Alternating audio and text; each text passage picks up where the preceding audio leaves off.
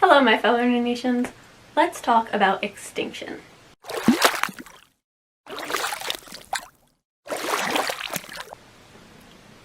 Odds are, when you hear the word extinction, you think of the dinosaurs. But if I said, think of a dinosaur that starts with the letter P, what dinosaur do you think of? I bet most of you think of pterodactyl, and not many of you think of, say, the Pachycephalosaurus. And that's okay. But that doesn't mean that the Pachycephalosaurus wasn't as important as the pterodactyl to the environment or to the ecosystem that it lived in. We tend to think of extinction on a big scale, like the extinction of an entire species. But what about the extinction of ourselves? Not the human race, but your individual self. With eating disorders, you're slowly extinguishing yourself. Odds are, when you think of eating disorders, you think of anorexia or bulimia. You don't think of ARFID, avoidant restrictive food intake disorder. But just like the Pachycephalosaurus versus the pterodactyl, ARFID is just as important as those other two eating disorders. And there are more than two eating disorders. But people commonly think of anorexia or bulimia when someone says, oh, I have an eating disorder, if someone is brave enough to tell somebody else that they have an eating disorder. Eating disorders are a mental illness. They live in your mind, and they slowly extinguish all the other thoughts until you're consumed by this disorder. But they often have very physical symptoms. The thing with ARFID and with other eating disorders is they're mental illnesses. And in society, there's a lot of stigma around mental illness. People don't like to talk about it. Or when they do, people have preconceived notions of, oh, this is bad. And we need to extinguish that stigma. Let's look up the definition of stigma, shall we? Okay, so according to Google, it's probably just from dictionary.com, the definition of stigma is a mark of disgrace associated with a particular circumstance, quality, or person. There isn't as much stigma around physical conditions as there is around mental conditions. For example, if I break my foot, yes, it's bad that I've broken my foot, but it's not thought of as bad in the community in the same way that it's thought of that depression is bad. People don't like to talk about mental illness. Eating disorders often lead to the extinction of yourself.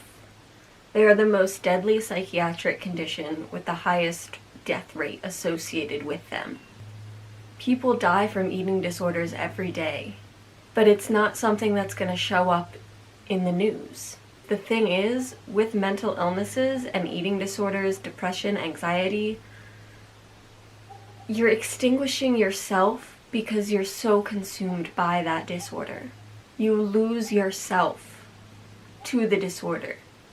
And when you start getting better, if you go to therapy or you take medication or you practice mindfulness or you do holistic remedies and you start to come back to yourself, people recognize it and they say, oh, you're back to your old self again.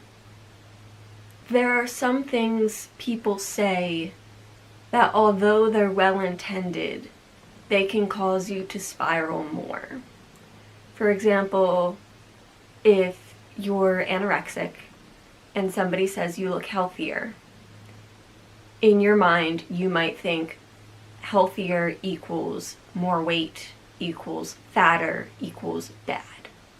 And so that can cause them to spiral again into their disorder because the eating disorder voice in their head will speak louder than their healthy self, even though the healthy self is what they should be focusing on. Eating disorders consume your mind so much that it extinguishes your healthy self.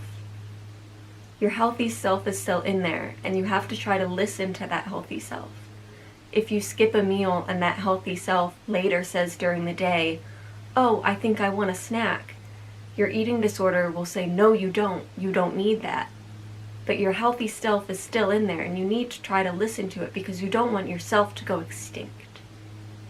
You don't want to lose your personality and who you are to this disorder that is taking over your mind. When I was in residential treatment for an eating disorder, we focused a lot on your soul self, finding who you are and who you want to be. We did practices of mindfulness. We did activities where we made poems about our soul self. I'll read you what mine was. This was the poem that I made. I am worrying, sad, hopeless. But that was delusion. Don't give up. Fear, grow, my body sang. We were given a whole bunch of words that were cut out of magazines, and we were told to make a poem about our soul self. I am a highly anxious person, and so I waited for everybody else to get their words before I found mine. So in a way, I wanted the universe to tell me what words I should use. Eating disorders are hard to live with because they're living in your brain and they're taking up so much space and they're so loud. But your healthy self is still in there. It's singing, it's that little voice, that child innocence that is still within you, nestled in your soul. It's there. You have to listen to it. You don't want to go extinct. You don't want to die from this disorder. It may seem like your disordered life is all there is, but recovery is out there and recovery is possible. Yes, it's going to be a really long road. I've had many ups and downs since I started trying to recover from my eating disorders. But I'm still trying. Yes, there are days that go a lot better than other days. There are days that I slip up. There are weeks that I'll be slipping up. But my healthy self is still in there, and I'm trying to listen to it. I don't want to go the way of the pterodactyl and the pachycephalosaurus. I don't want myself to go extinct. Little Nowhalle is still in here, and little Nowhalle wants the best for her future self. And so I need to want the best for my future self and my present self as well. And that means not giving in to the disordered thoughts, the disordered actions that I want to take part in. And by making these videos, I'm trying to erase the stigma and let the stigma go extinct as well. People don't choose to have mental illnesses, but people can choose to want to get better. Not everybody has the same access to resources, but if we start to erase the stigma, maybe resources will be more readily available. Not everybody has access to the same resources. I'm lucky enough that I have an emotional support cat. I feed her, I feed myself. I look after her, I look after myself. It's a constant reminder having this little furry friend in the house that I want her to thrive. I need me to thrive too, because I take care of her. And just like I take care of her, I need to take care of the healthy self that is still in my brain. Yes, the eating disorder brain is still in there too, but I'm hoping to overcome that. I'm hoping that I can get a full recovery, that I can be recovered and not just in recovery. I know that it's going to take a long time, and I know that it's a hard journey and a long journey, but I don't want myself to go extinct in the way of the dodo, the pterodactyl, and the pachycephalosaurus.